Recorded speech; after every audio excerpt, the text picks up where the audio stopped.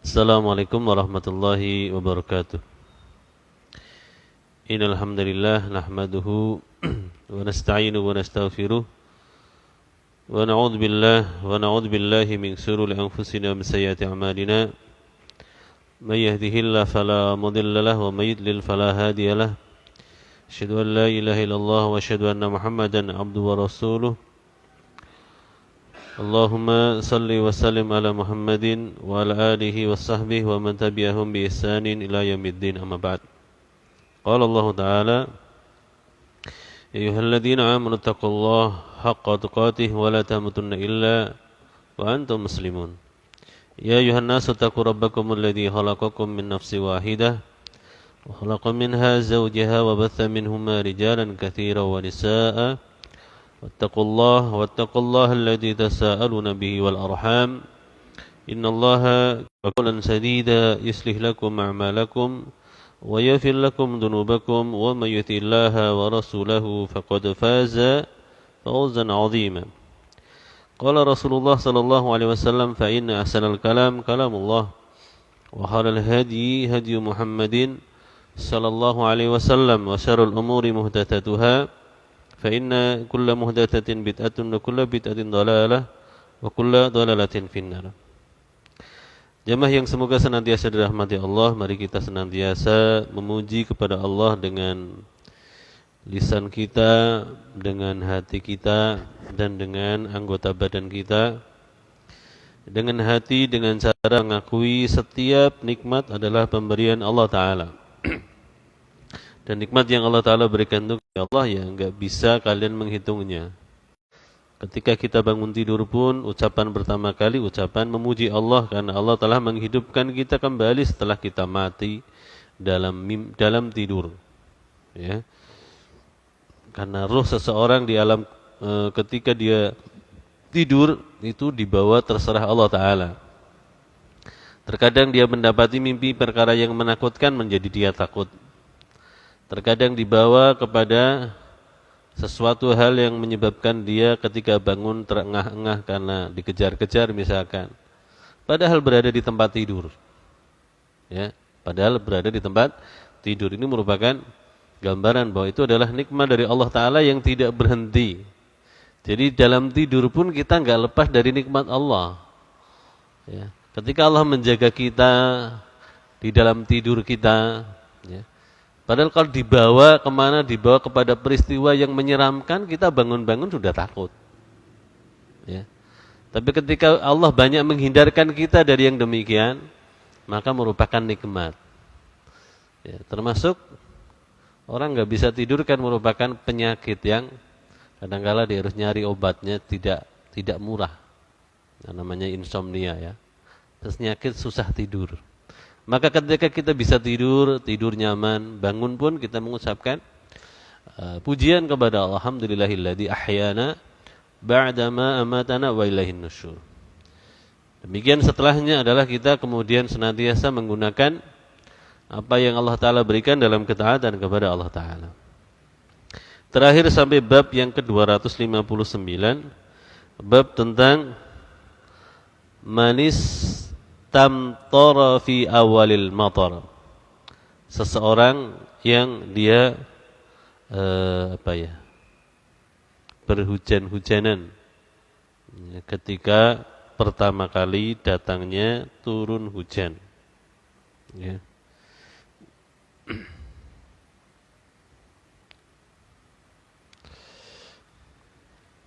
Hadisnya adalah qala al-mu'allif rahimahullah حدثنا عبد الله بن أبي الأسود قال حدثنا جعفر بن سليمان عن ثابت عن أنس قال أصابنا مع النبي صلى الله عليه وسلم مطر فحصر النبي صلى الله عليه وسلم ثوبه عنه حتى أصابه المطر قلنا لما فعلت قال لأنه حديث عهد بربه.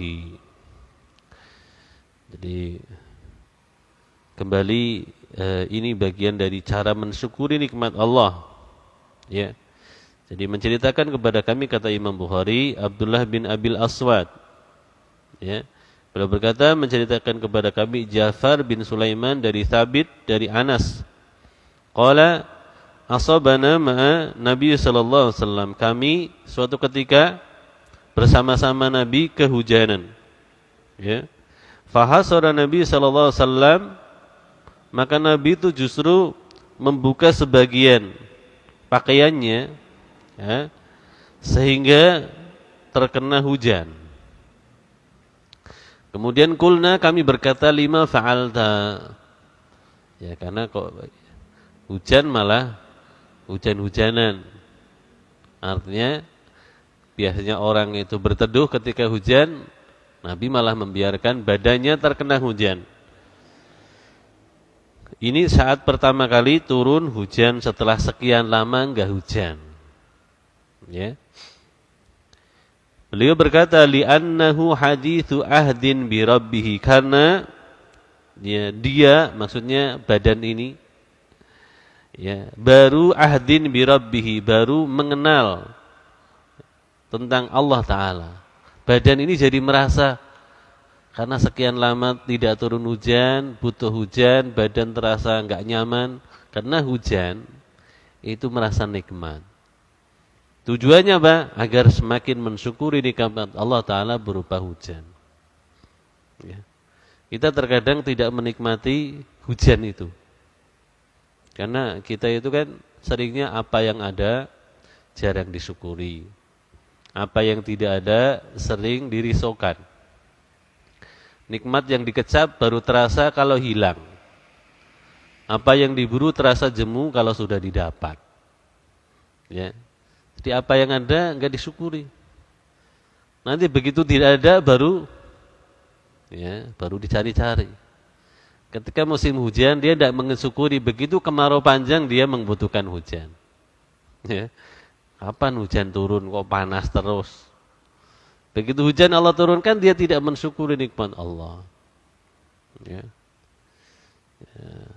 Nabi SAW mengajarkan kepada kita dalam hadis ini bagaimana agar diri kita itu mensyukuri, termasuk badan ini.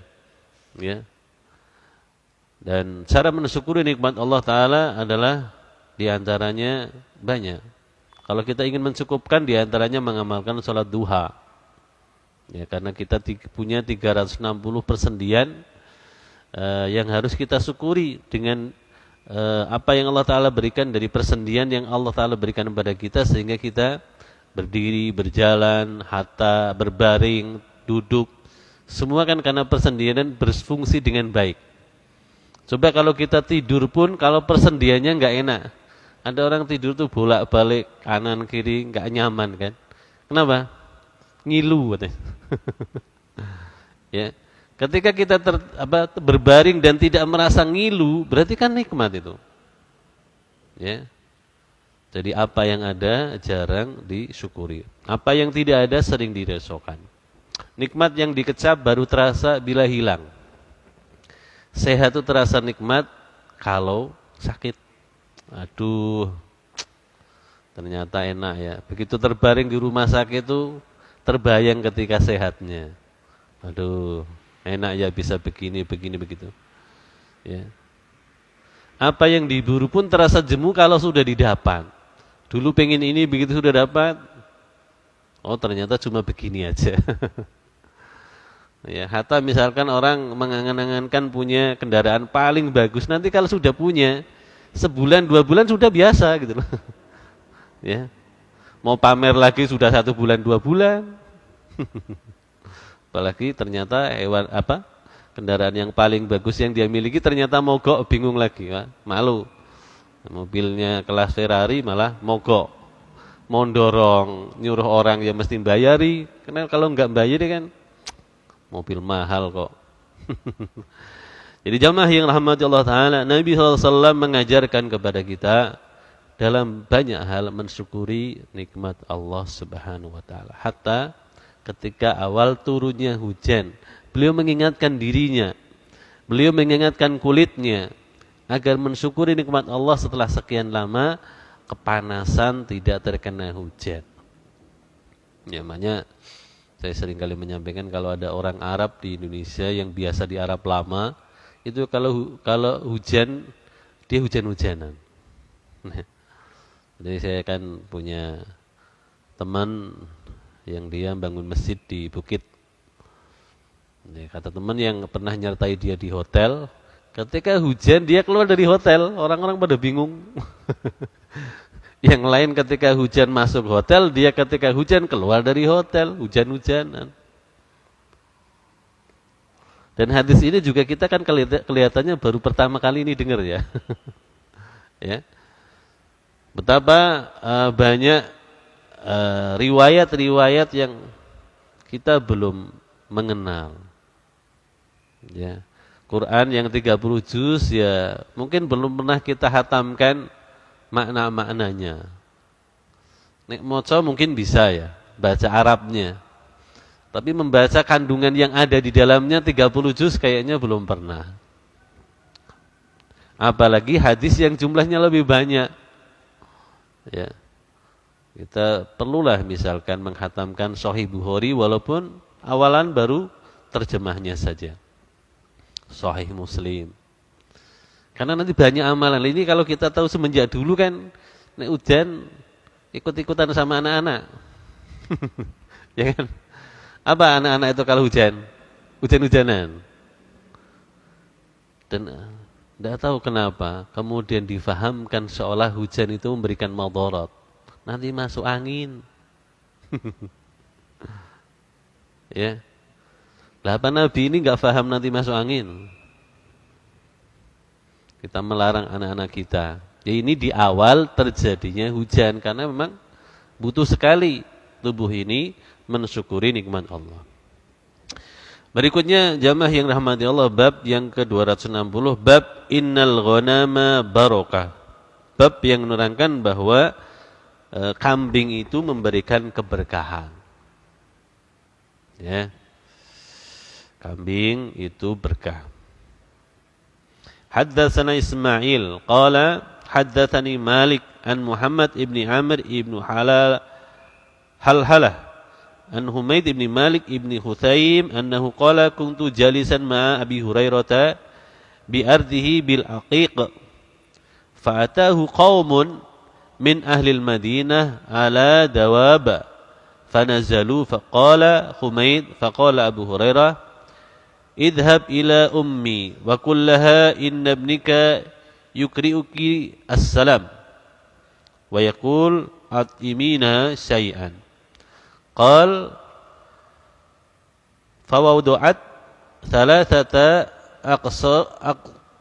aqrasin min sya'irin wa syai'an min zaitin wa milhin fi sahfatin fawada'tuha ala ra'si fahamalatuha ilaihim falamma wada'tuhu baina aydihim qabbara Abu Hurairah wa qala alhamdulillahilladzi asba'ana minal khubzi ba'da an lam yakun ta'amuna illa al-aswadan at-tamru wal ma'. Menceritakan kepada kami Ismail, beliau berkata menceritakan kepada kami Malik dari Humaid dari Muhammad bin Amr bin Halhalah dari Humaid bin Malik bin Huthaim bahwasanya kata Humaid bin Malik bin Huthaim itu dia bercerita kuntu jalisan ma'a Abi Hurairah. Ya. Kami duduk-duduk bersama Abu Hurairah. Karena Abu Hurairah itu adalah sahabat yang banyak meriwayatkan hadis. Ya. Dan juga memang orang yang berilmu. Maka duduk-duduk bersama orang berilmu itu memberikan manfaat sampai dimasukkan dalam sebuah riwayat. Ya. Jadi duduk-duduk bersama orang saleh itu adalah perkara yang manfaat. Nek jarine apa Sunan Kalijogo ya apa wong kang soleh kumpulono ya. Berkumpullah dengan orang-orang salih. Jadi dia cerita kuntu jalisan ma'abi Hurairah bi ardhil aqiq di sebuah tempat yang namanya daerah Aqiq ya. Kemudian fa'atahu qaumun min ahlil Madinah ala dawab. Lalu sekelompok kaum dari penduduk Madinah mendatangi dengan menunggang hewan tunggangan mereka. Fanazalu kemudian mereka pada turun. Qala, kemudian berkata Humaid, ya. Faqala Abu Hurairah, berkata Abu Hurairah, idhab ila ummi, pergilah kamu kepada ibuku, wa qul laha, dan katakan kepada ibuku, innabnaki yukri'uki salam. Ya. Sampaikan kepadanya bahwa anakmu mengirimkan salam. Jadi Abu Hurairah punya ibu, ya, yang masuk Islam juga sebabnya Abu Hurairah yang minta kepada Nabi agar ibunya didoakan. Ya. Dan setelah masuk Islam, Abu Hurairah sangat berbakti sama orang tuanya, sampai pun ketika mengutus orang untuk berdatangi ibunya, sampaikan kepada dia, salam dariku. Masya Allah, ya. Enggak langsung tuh the point. Dah, kamu tolong ke rumah ibuku begini-begini, enggak.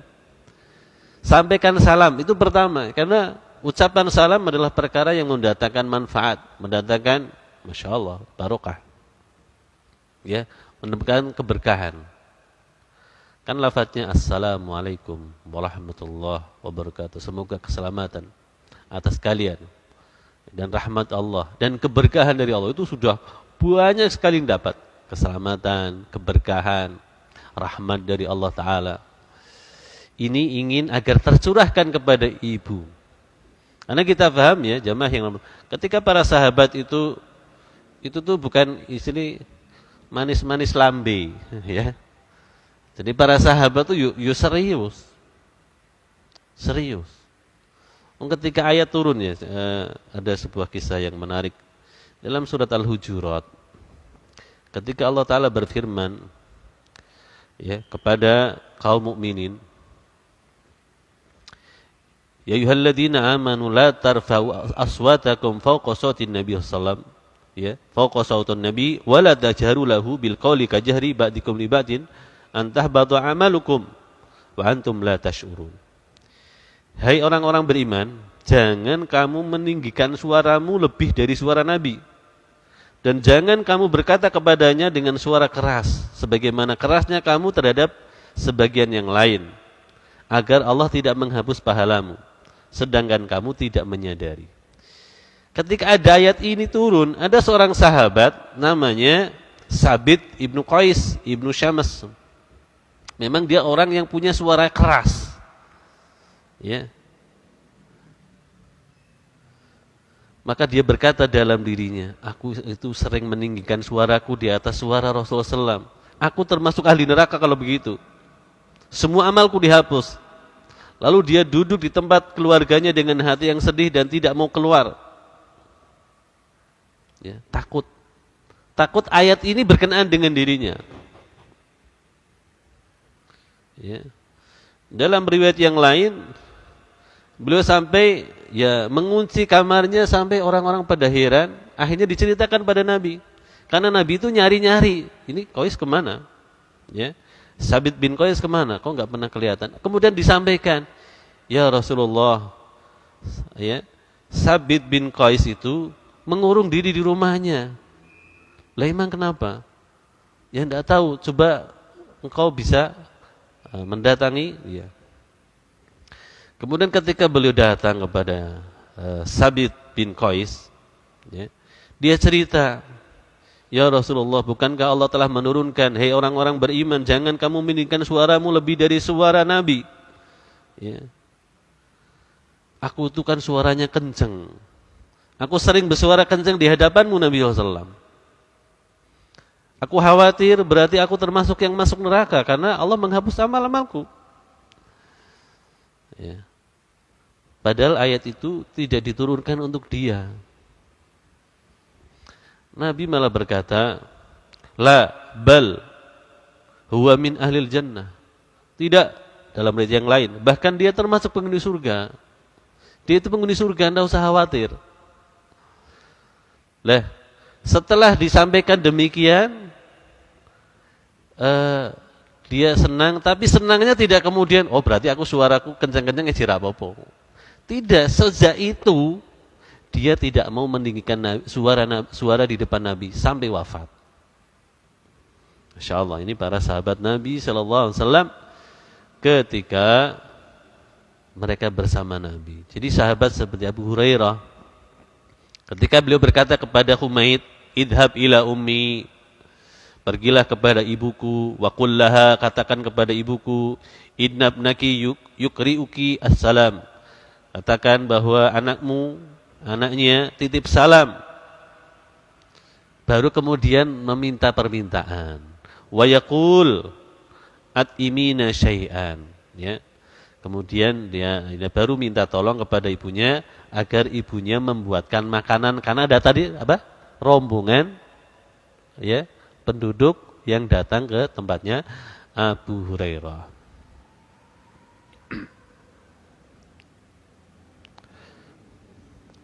Kemudian qala fawadu'at salasata aqrasin min sya'irin. Kemudian ibunya meletakkan 3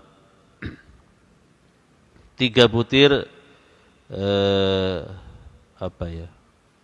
aqrasin min sya'ir, ya. 3 butir syair, sedikit kemudian wa syai'an min zaitin wa milhin fi sahfatin, dan sedikit minyak, garam dalam tempat, ya, kayak macam piring, ya. Fa wada'tuha ala ra'sihi, kemudian meletakkannya di atas kepalanya. Fahamaltuha ilaihim, lalu dia membawanya kepada mereka, ya. Falamma wada'tuhu baina aydihim, tatkala sampai di antara mereka, ya, kabbara Abu Hurairah. Abu Hurairah bertakbir. Apa? Dengan sambil berkata, alhamdulillahilladzi ashba'ana minal khubzi ba'da an lam yakun ta'amuna ilal aswadan. Segala puji bagi Allah yang telah mengenyangkan kami dari roti setelah makanan yang kami makan yang hanya 2, yaitu at-tamru wal a'ma, hanya kurma dan air. Tadi itu hanya ada kurma dan air, sekarang ada roti, ya. Makanan yang terbuat dari gandum. Syair itu adalah gandum. Jadi begitu, ini juga mengajarkan kepada mereka ketika datang makanan memuji Allah Ta'ala, ya. Segala puji bagi Allah yang telah memberikan kepada kami makanan berupa roti dari gandum. Padahal tadi kita hanya menikmati at-tamr wal ma, kurma dan air. Jadi makanan tambahan yang dianggap lebih istimewa itu adalah adanya roti. Ketika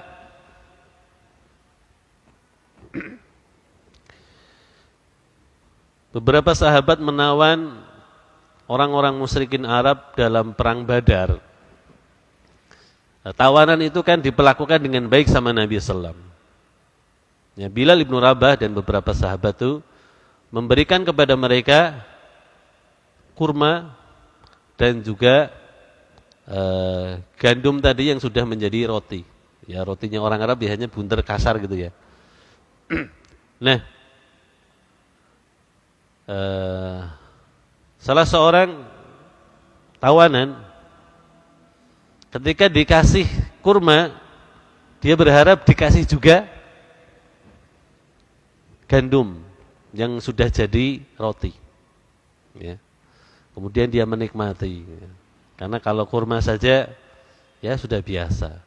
Kalau ada tambahan berupa roti, nah, makanya kalau kita buka bersama di Masjidil Haram, di Masjid Nabawi di hari Senin, Kamis, di hari-hari biasa selain Ramadan, ya, suguhan yang lebih itu biasanya selain kurma itu mesti ada roti, ya, roti dan minyak, ya, garam, dan ya memang rasa-rasanya model seperti itu.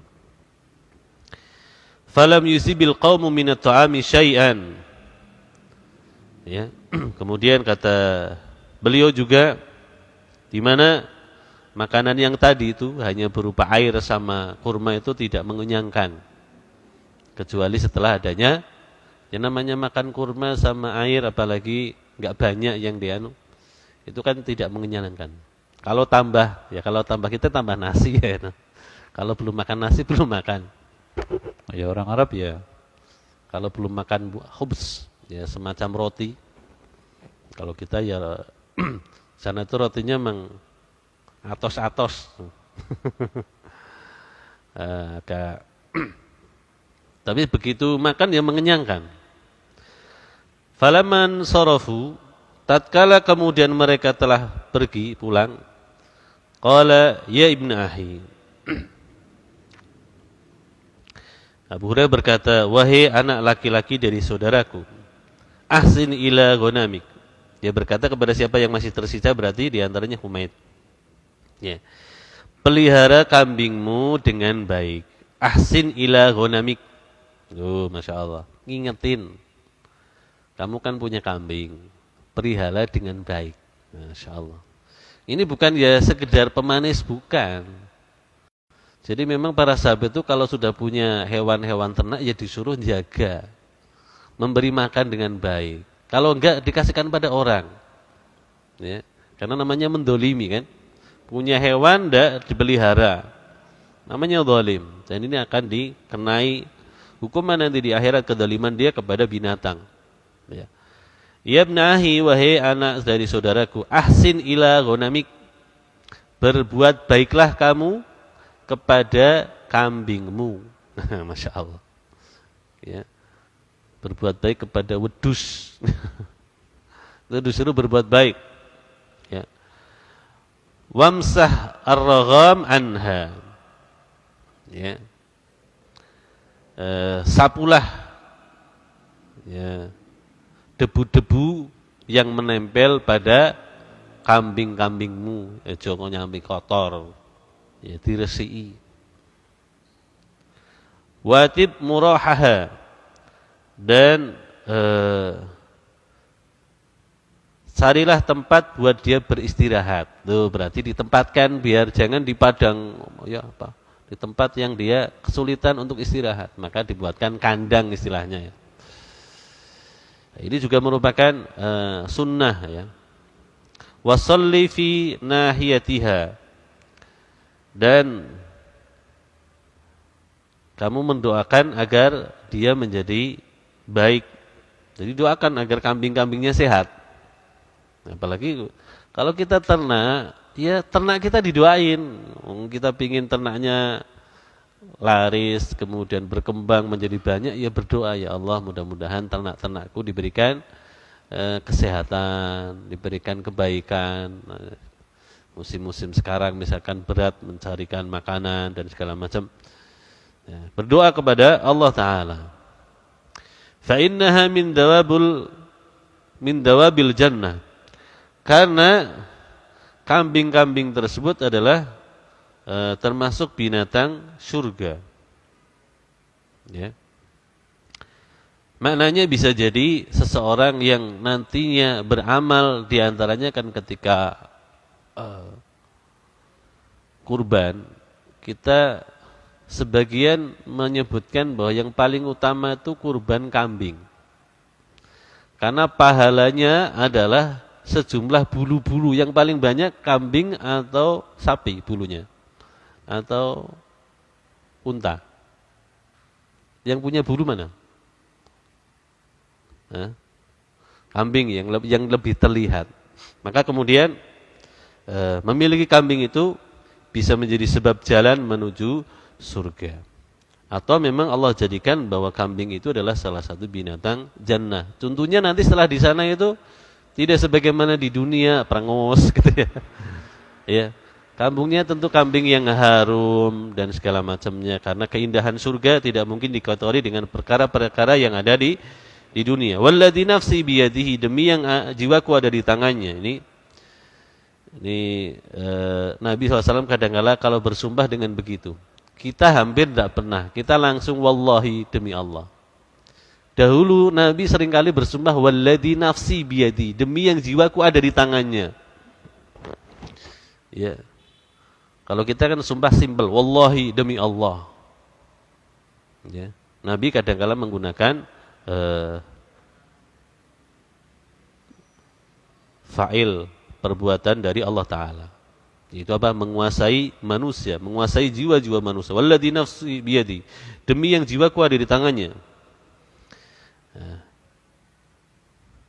Jadi walaupun masalahnya tadi urusan kambing, masih mengingatkan la yushiku ayyatiya 'alan nas, ya, kelak akan datang, hampir-hampir datang masanya atas manusia zaman takunu, di mana keadaannya athalatu minal ghanam ahabba ila sahibiha min dari Marwan, di mana kambing yang dia miliki lebih dicintai pemiliknya daripada rumahnya Marwan.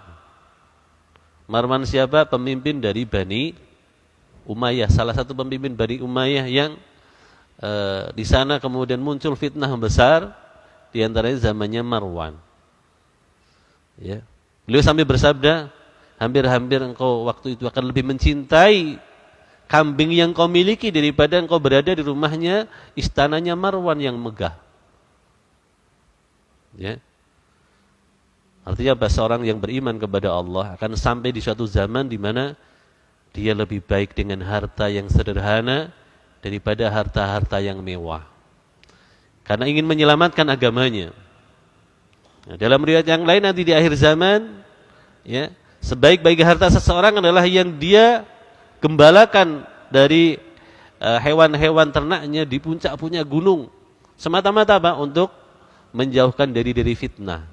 Ketika fitnah merajalela, di mana kemaksiatan dominan, kita berbuat baik dilecehkan segala macam, akhirnya kita harus pergi dari negeri tersebut karena takut kita terkena fitnah juga, sampai dia membawa hewan-hewan ternaknya demi menyelamatkan agamanya. Lebih baik apa istilahnya, menyepi di tempat-tempat yang jauh dari manusia, ya. Jadi akan ada zaman seperti itu.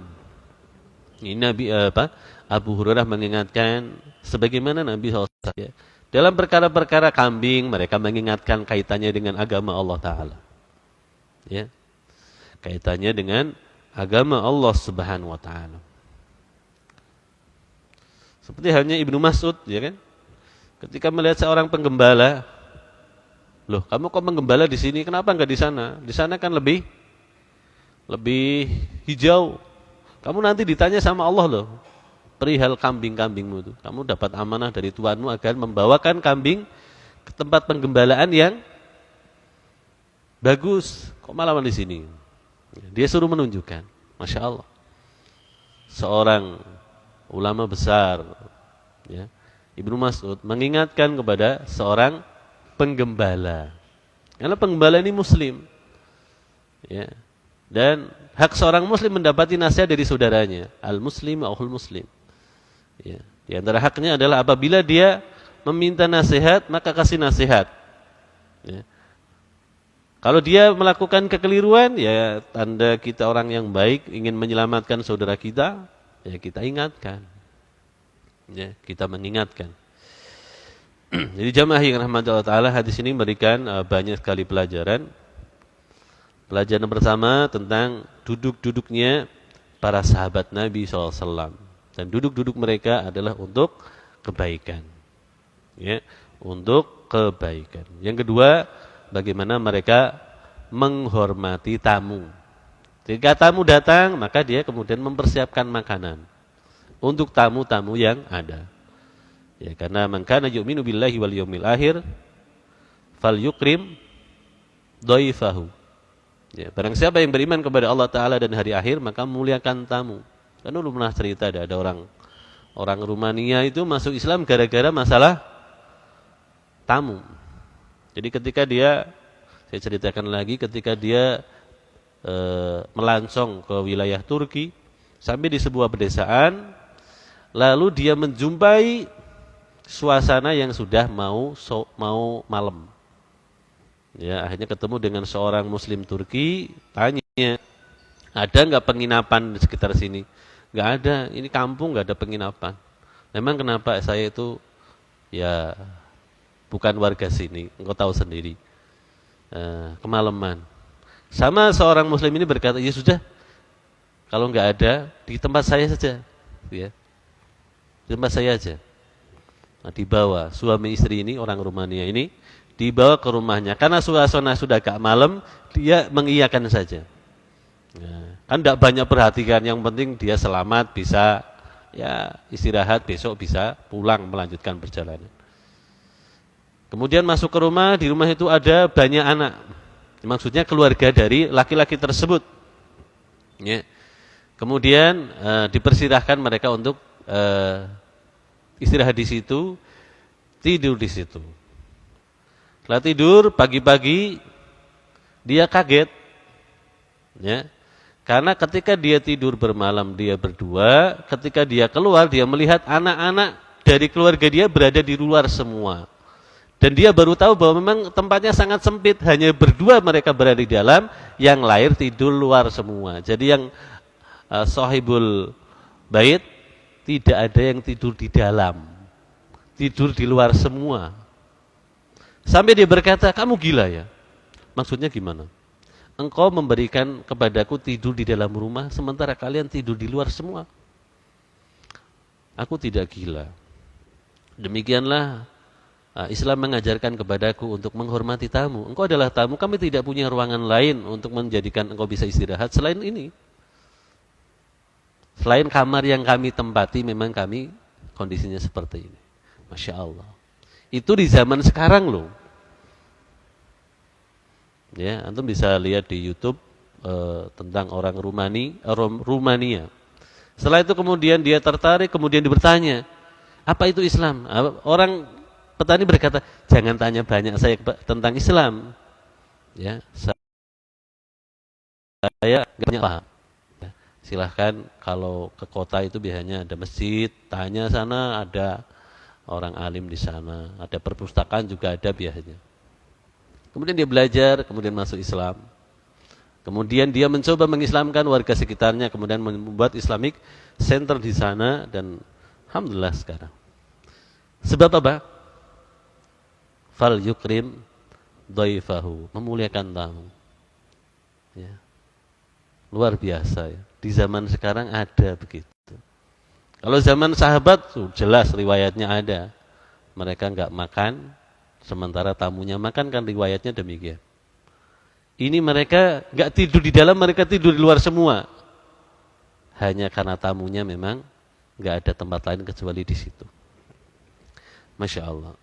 Ini riwayat dalam hadis ini terkait dengan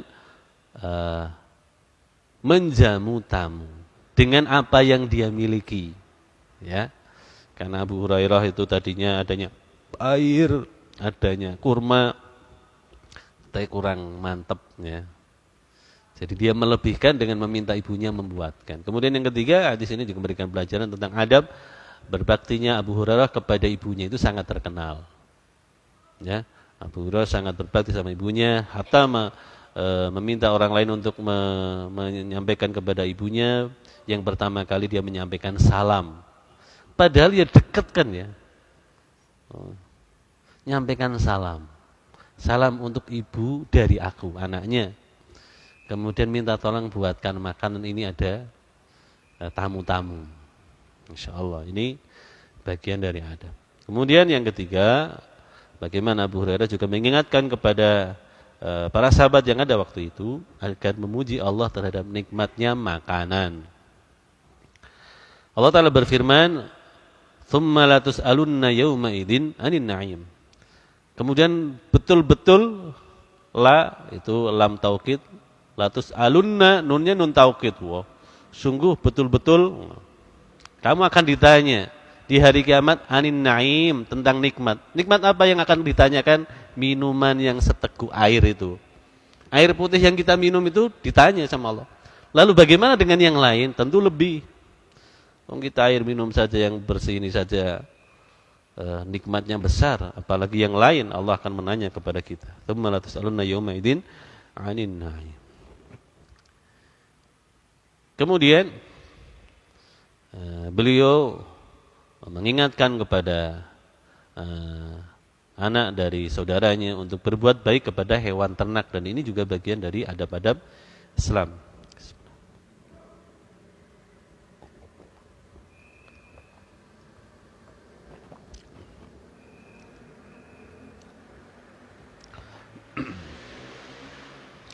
Itu berbuat baik kepada binatang, ya.